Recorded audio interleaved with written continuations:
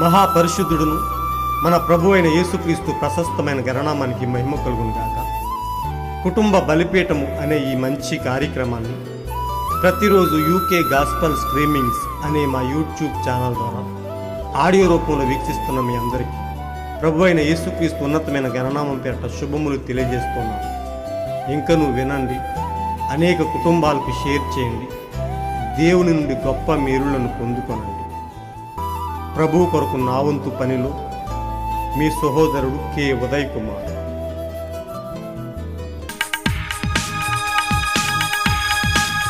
ప్రభువైన యేసురమ్ము మమ్ముకొని పోవుటకు, ప్రభువైన యేసురమ్ము మమ్ముకొని పోవుటకు, ఆశతో ఆకాంక్షతో ఎదురు చూచుచుంటిమి, ఆశతో ఆకాంక్షతో ఎదురు చూచుచుంటిమి.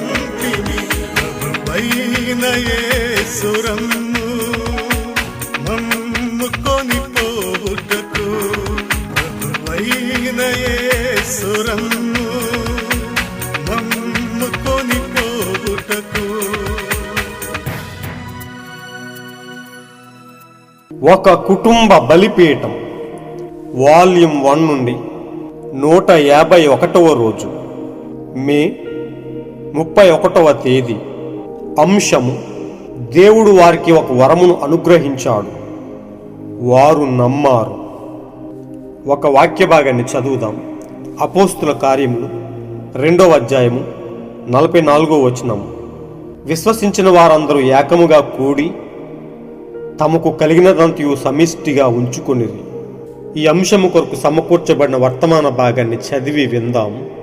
నేను ఒకసారి ఒక రచయిత గురించి చదివాను. అతడు సముద్రం గురించి రాశాడు. స్టీఫెన్ ఫోస్టర్ అనే ప్రియమైన జానపద రచయిత స్వానే నదిని గురించి రాశాడు. కానీ స్వానే నదిని అతడు ఎప్పుడూ చూడలేదు. మరియు ఈ రచయిత సముద్రంను గూర్చి రాశాడు గాని అతడు ఎన్నడూ సముద్రాన్ని చూడలేదు. ఒకసారి అతడు సముద్రాన్ని చూడటానికి ప్రయాణమయ్యాడు. తాను వెళ్లే దారిలో అతడు ఒక పాత నావికుడిని కలుసుకున్నాడు. అతని ముఖంపై బూడిద మీసాలు ఉన్నాయి మరియు అతని నోటిలో పొగాకు సొంగ ఉంది. అతడు ఇలా అడిగాడు, ఓ మంచివాడా, ఎక్కడికి పోవుచున్నావు? అందుకతడు, నేను సముద్రమును చూడటానికి పోవుచున్నాను అని బదులిచ్చాడు. నేను ఒక కవిని, నేను దానిని చూడాలనుకుంటున్నాను.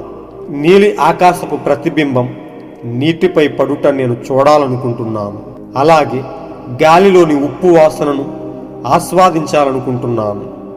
అలాగే గాలిలో ఇటు అటు తిరిగే సముద్రపు గౌరు కాకుల అరుపులను నేను వినాలనుకుంటున్నాను.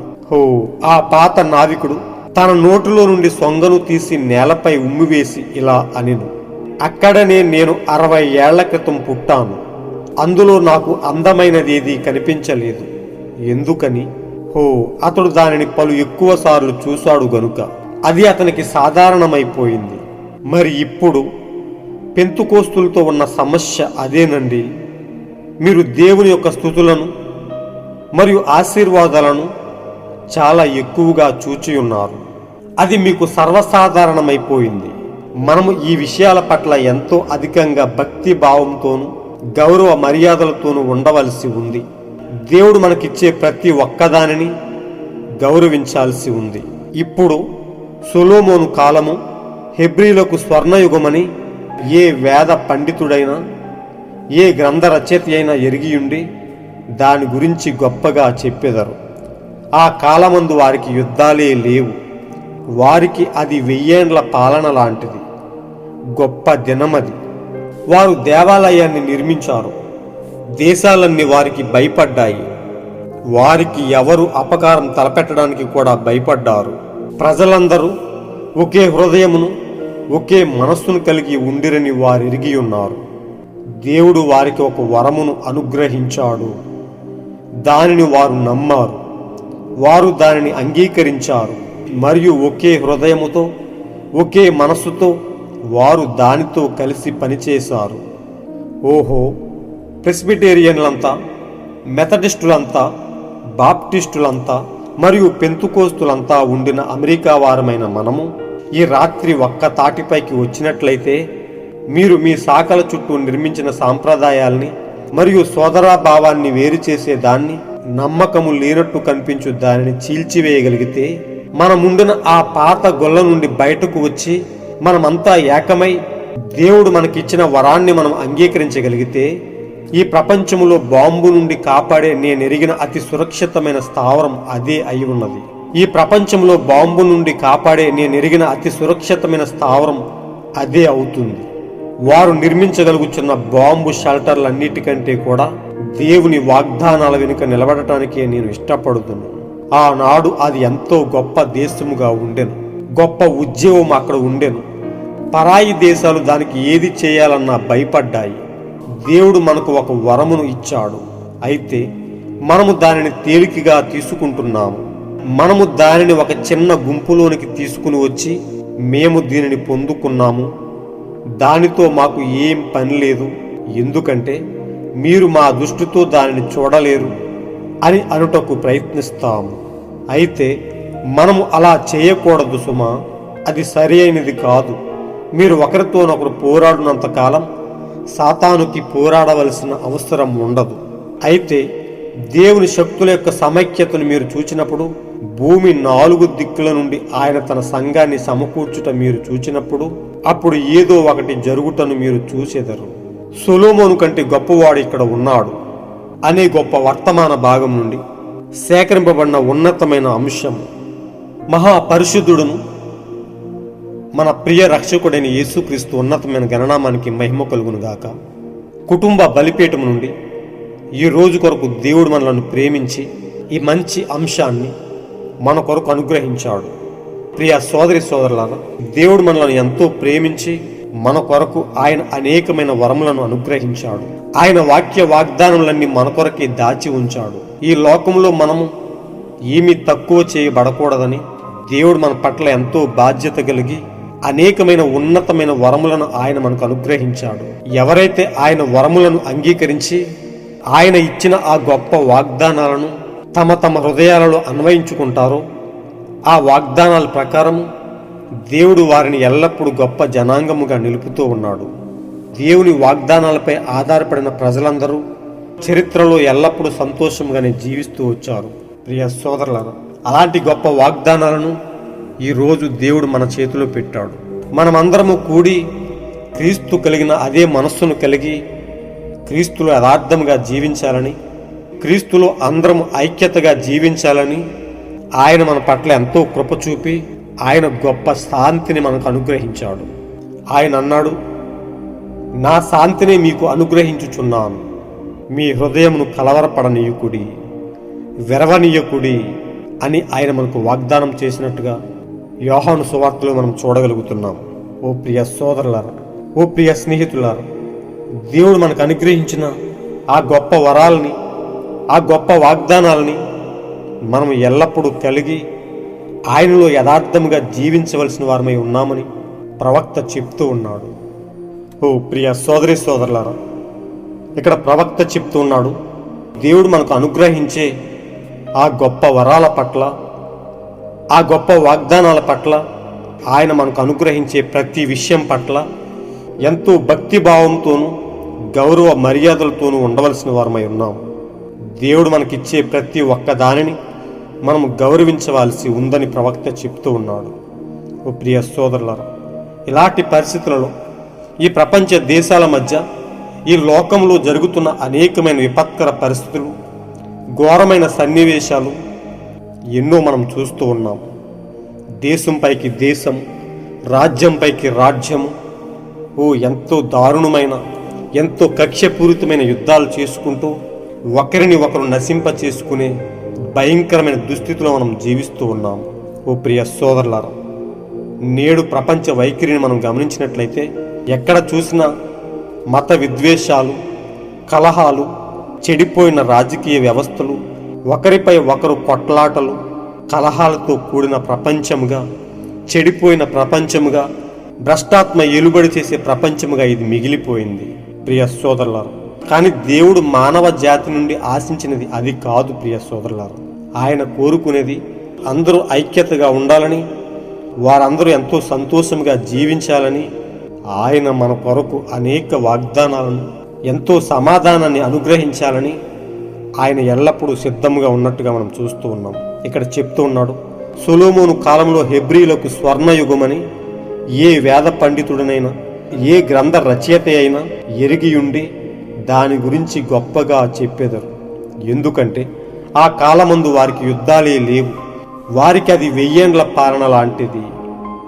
ఓ పోరాటమే లేదక్కడ, గొప్ప దినముగా అది ఉన్నట్టుగా ప్రవక్త చెప్తూ ఉన్నాడు. వారందరూ ఏకతాటిపై, వారందరూ కలిసి దేవాలయాన్ని నిర్మించారు.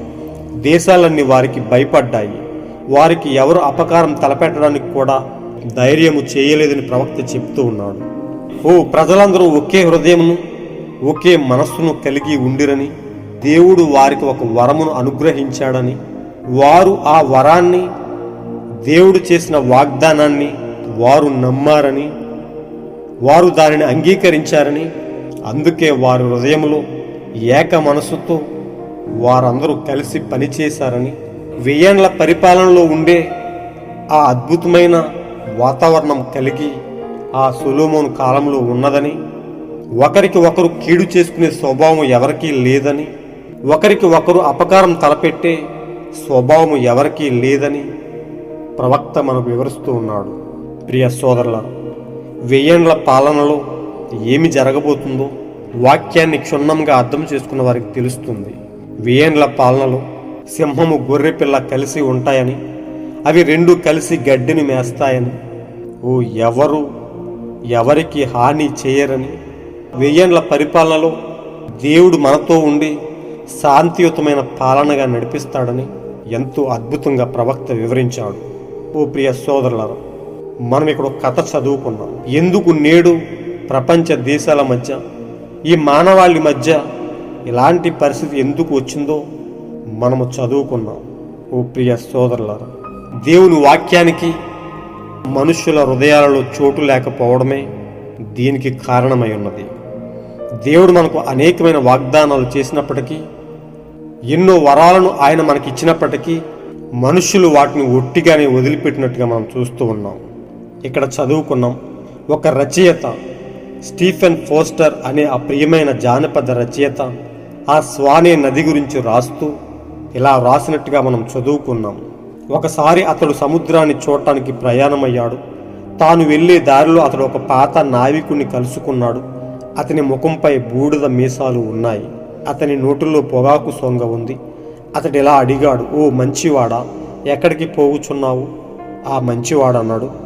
అందుకతడు, నేను సముద్రమును చూడటానికి పోవుచున్నాను అని బదిలిచ్చాడు. నేను ఒక కవిని, నేను దానిని చూడాలనుకుంటున్నాను. నీలి ఆకాశపు ప్రతిబింబం నీటిపై పడుట నేను చూడాలనుకుంటున్నాను. అలాగే గాలిలోని ఉప్పు వాసనను ఆస్వాదించాలనుకుంటున్నాను. అలాగే గాలిలో ఇటు అటు తిరిగే ఆ గౌరు కాకుల అరుపులను నేను వినాలనుకుంటున్నాను. ఆ పాత నావికుడు అన్నాడు. తన నోటిలోని ఆ సొంగను ఉమ్మివేసి, ఓ అక్కడనే నేను 60 ఏళ్ల క్రితం పుట్టాను. అందులో నాకు ఏ అందమైనది కనిపించలేదు. ఓ ప్రియ సోదరులారా, ఇక్కడ మనం చూసినట్లయితే ఇక్కడ ఎంతో భావము దాగి ఉన్నట్లుగా మనం చూస్తూ ఉన్నాం. ఎందుకని ఆ వృద్ధ నావికుడు అలా మాట్లాడగలిగాడు అంటే, అతడు దానిని పలు ఎక్కువ సార్లు చూశాడు గనుక అది అతనికి సర్వసాధారణమైపోయింది. అందులో ఉన్న మాధుర్యము, దానిలో దాగి ఉన్న గొప్పతనము ఆ పాత నావికునికి అర్థము కాలేకపోయింది. ఎందుకంటే అతడు అనేక మార్లు దానిని చూచిన కారణాన్ని బట్టి అతడు దాన్ని తేలిగ్గా తీసుకున్నాడు, చాలా చులకనగా తీసుకున్నాడు. గనుక దానిలో ఉన్న మాధుర్యాన్ని, ఆ స్వచ్ఛమైన వాతావరణాన్ని, దేవుడు సృష్టించిన ఆ సృష్టిలోని అందాన్ని అతడు ఆస్వాదించలేకపోయాడు. ఎందుకంటే అతనిలో దాగి ఉన్న ఆ మందకోటి స్వభావం, ఆ నిర్లక్ష్యమైన స్వభావం అతనిలో చోటు చేసుకున్న కారణాన్ని బట్టి సృష్టిలోని అందాలను, దానిలో దాగి ఉన్న దేవుని మాధుర్యాన్ని అతడు అర్థం చేసుకోలేకపోయినట్టుగా మనం చూస్తున్నాం. దానిలో నుండి మాట్లాడుతూ ప్రవక్త చెప్తున్నాడు, మరి ఇప్పుడు పెంతుకోస్తులో ఉన్న సమస్య కూడా అదేనండి. మీరు దేవుని యొక్క స్తుతులను మరియు ఆశీర్వాదాలను చాలా ఎక్కువగా చూచి ఉన్నారు. మీకు అది సర్వసాధారణమైపోయింది. మనం ఈ విషయాల పట్ల ఎంతో అధికమైన భక్తిభావంతోనూ దేవుడు మనకిచ్చే ప్రతి ఒక్క దానిని గౌరవించవలసి ఉంది. దేవుడు కోరిన దీనికి నేడు భిన్నముగా ప్రతి ఒక్కటి జరుగుతున్నట్టుగా మనం చూస్తున్నాం. ఆనాడు సొలొమోను కాలంలో ఉన్న ఆ స్వర్ణయుగములాగా ఉండాల్సిన మనము ఈరోజు అనేక రకాలైన మనస్తత్వాలు కలిగి ఎవరికి వారు సొంత సిద్ధాంతాలను రూపొందించుకుని ఒకరికి ఒకరు కలవని వారై, ఒకరి స్వభావాలు ఒకరు కలవని వారై వేరై ఎంతో దౌర్భాగ్యంగా జీవిస్తున్నట్లుగా మనం చూస్తూ ఉన్నాం. ఇక్కడ ప్రవక్త చెప్తున్నాడు, ఓహో ప్రెస్బిటేరియన్లంతా, మెథడిస్టులంతా, బాప్టిస్టులంతా మరియు పెంతుకోస్తులంతా ఉండిన అమెరికా వారమైన మనము ఈ రాత్రి ఒక్క తాటిపైకి వచ్చినట్లయితే మీరు మీ శాఖల చుట్టూ నిర్మించిన సాంప్రదాయాల్ని మరియు సోదరాభావాన్ని వేరు చేసే దాన్ని, నమ్మకము లేనట్టు కనిపించు ప్రతి దాన్ని చీల్చివేయగలిగితే, మనం ఉండిన ఆ పాత గుల్ల నుండి బయటకు వచ్చి మనమంతా ఏకమై దేవుడు మనకిచ్చిన వరాన్ని మనం అంగీకరించగలిగితే, ఈ ప్రపంచంలో బాంబు నుండి కాపాడే నేను ఎరిగిన అతి సురక్షితమైన స్థావరం అదే అయి ఉన్నది.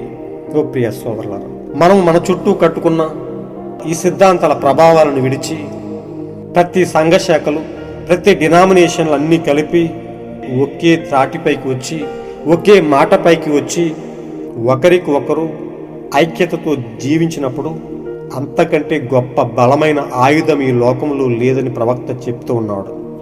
మనం ఆ పాత స్వభావాలను విడిచిపెట్టి మనమంతా మనలో ఉన్న నమ్మకాన్ని పోగొట్టి మనలను పాడు చేసే ప్రతి విషయాన్ని వదిలిపెట్టి మనమంతా ఒక తాటిపైకి వస్తే, మనం అది నిర్మించగలిగితే ఈ ప్రపంచంలో అది చాలా గొప్ప బలమైన ఆయుధంగా ప్రవక్త చెప్తూ ఉన్నాడు.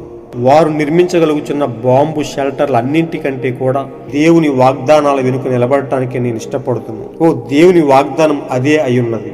ఆయన మన నుండి మనమందరం శాంతియుతంగా జీవించాలని ఆయన ఎంతో కోరుకుంటూ ఉన్నాడు.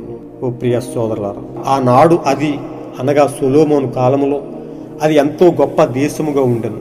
గొప్ప ఉద్యమం అక్కడ ఉండెను. పరాయి దేశాలు దానికి ఏది చేయాలన్నా భయపడ్డాయి. కానీ ఈరోజు ప్రపంచ పరిస్థితిని మనం గమనిస్తే పూర్తిగా చెడిపోయినట్టుగా, రాజకీయ వ్యవస్థలు భ్రష్టు పట్టినట్టుగా, ప్రతి వ్యవస్థ పాడైపోయినట్టుగా మనం చూస్తూ ఉన్నాం. ఇక్కడ ప్రవక్త చెప్తున్నాడు, దేవుడు మనకు ఒక వరమును ఇచ్చాడు, అయితే దానిని మనం తేలికగా తీసుకుంటూ ఉన్నామని ప్రవక్త చెప్తూ ఉన్నాడు.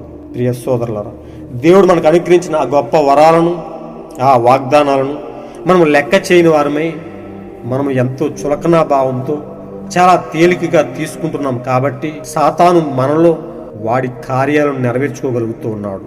ఇక్కడ ప్రవక్త చెప్తున్నాడు, మీరు ఒకరితోనొకరు పోరాడినంత కాలం సాతానుకి పోరాడవలసిన అవసరం ఉండదు.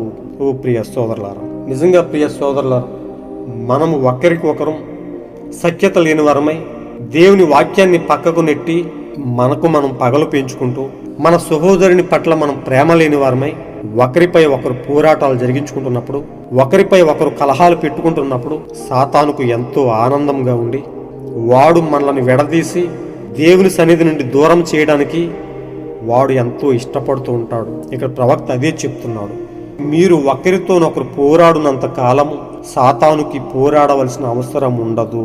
ప్రియ సోదరులారా, కానీ అది జరగకుండా ఉండాలని దేవుడు కోరుకుంటూ ఉన్నాడు. కానీ అది జరగాలని మనం అందరం నశించిపోవాలని సాతాను యొక్క ప్రయత్నమై ఉన్నది.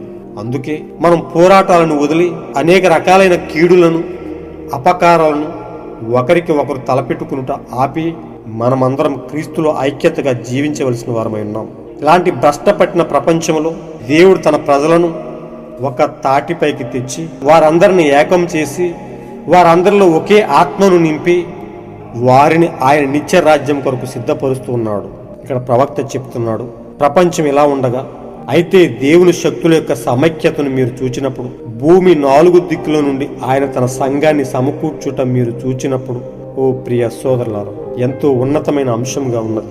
దేవుడు తన ప్రజలను ఎల్లప్పుడూ వేరు చేసుకుంటూ వారిని వేరుపరుస్తూ ఈ మురుకు లోకము నుండి, ఈ భ్రష్టపట్టిన ప్రపంచము నుండి దేవుడు తన ప్రజలను వేరు చేసి ఆయన యందు విశ్వాసం ఉంచిన వారందరినీ ఆయనలో ఏకముగా కూడి తమకు కలిగిన ఆ గొప్ప బయలుపాటును బట్టి వారందరూ ఐక్యతతో వారందరూ సమిష్టిగా ఉంచుకునిరని, వారందరూ క్రీస్తు కొరకు ఐక్యతతో జీవించేవారుగా, క్రీస్తు స్వభావాన్ని వారిలో కలిగి ఎల్లప్పుడూ ఒకరికి ఒకరు ప్రేమ కలిగి ఉండేవారిగా ఆయన వారిని సిద్ధపరుస్తూ ఉన్నాడు.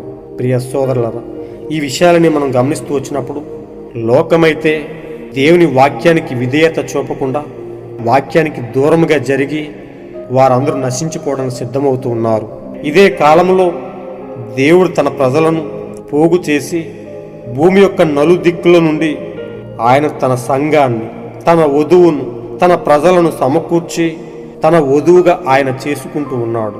ఓ ప్రియ సోదరులారా, ఇలాంటి సమయంలో దేవుడు మనలో ఆశించిన ఆ గొప్ప ఐక్యతను, ఆ ప్రేమను మనము క్రీస్తునందు ఇంకను అభివృద్ధి పరుచుకుని క్రీస్తు కొరకు ఒకరికి ఒకరం ప్రేమ కలిగి జీవించవలసిన వారంగా ఉన్నాము. ఇక్కడ మనం చదువుకున్నాం, విశ్వసించిన వారందరూ ఏకముగా కూడి తమకు కలిగినదంతయు సమిష్టిగా ఉంచుకునిరి. నిశ్చయముగా అది మనమే అయి ఉన్నాం. వాక్యానికి విధేయులైన వారందరూ కలిసి ఆయనలో సమిష్టిగా తమకు కలిగిన ఆ బయలుపాటు అంతటిని వారు ఎంతో యథార్థముగా అనుసరిస్తూ ఆయనలో ఏకమవుతున్నట్టుగా మనం చూస్తూ ఉన్నాం. ఓ ప్రియ సోదరులారా, ఈ అంశాన్ని బట్టి మనం నేర్చుకున్నది, దేవుడు మనకు అనుగ్రహించిన ఆ గొప్ప వరాలను, ఆ గొప్ప వాగ్దానాలను మనకు వెక్కిసమైన వారముగా, త్రోసిపుచ్చే వారముగా కాక వాటిని మనం ఎంతో వినయముతో, భక్తిభావంతో ఎంతో గౌరవించవలసిన వారమై ఉన్నాము.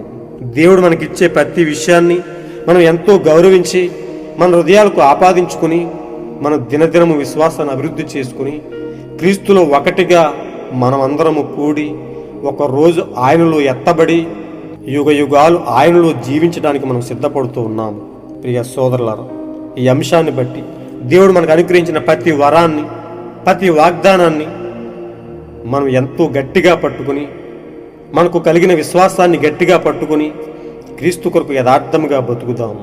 ఆయనలో ఏకముగా కూడి ఆయన మనలను కొనుపోబడే వరకు మనం స్థిరమైన భక్తి జీవితంతో ఉందాం. అలాంటి గొప్ప కృపను దేవుడు మన పట్ల నిండుగా ఉంచునుగాక, మనలను దీవించి ఆశీర్వదించునుగాక, మొత్తం వరకు మనల్ని స్థిరముగా ఉంచి ఆయన నిత్య రాజ్యానికి కొనుపోబడునుగాక. God bless you all. ఈరోజు మీరు చదవాల్సిన అనుదిన వాక్యపట్నము 2వ దినవృత్తాంతములు 13-14 అధ్యాయములు. మీరు విన్న ఈ అంశాన్ని అనేక మందికి షేర్ చేయండి. దేవుని ఉన్నతమైన సత్యాన్ని అనేక మందికి పంపి విచ్ఛిన్నమైపోతున్న అనేక కుటుంబాలను కట్టండి.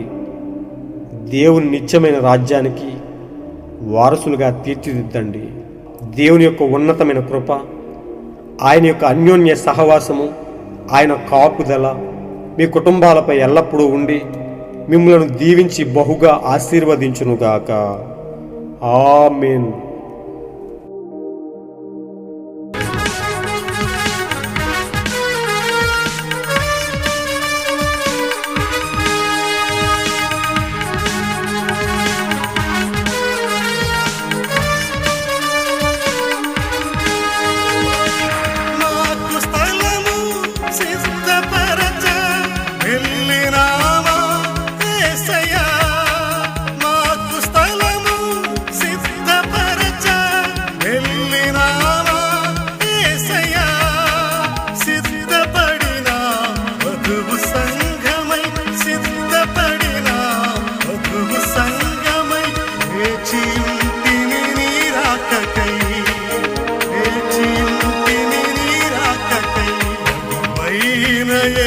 సురమ్ము అమ్ముకొని పోవుటకు ప్రభువైన యేసురమ్ము అమ్ముకొని పోవుటకు